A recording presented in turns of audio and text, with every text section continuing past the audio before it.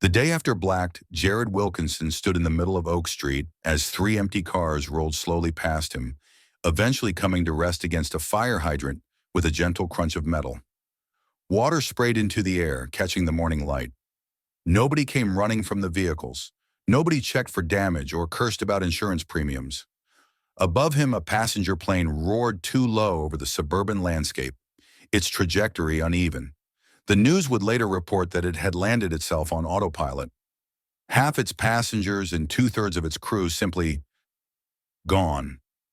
Jared checked his phone again. The emergency alert system had overloaded hours ago, replaced by an eerie silence on social media that was punctuated only by confused posts and live streams of empty clothing on train seats, abandoned workstations, and children crying for parents who had vanished mid-sentence. They were calling it Blacked, the worldwide disappearance of Black people and anyone with sufficient melanin to be considered other. It had happened instantaneously across the globe at precisely 7:14 a.m. Eastern Standard Time. "We did it," a voice called out from behind him.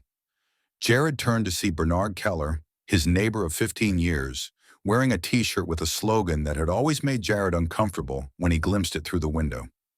Bernard was grinning, a beer in his hand despite the early hour. "They're finally gone. All of them." Jared felt bile rise in his throat. "People are dead, Bernard." "Not dead," Bernard corrected, still smiling. "Just gone. And now we can finally fix everything they broke."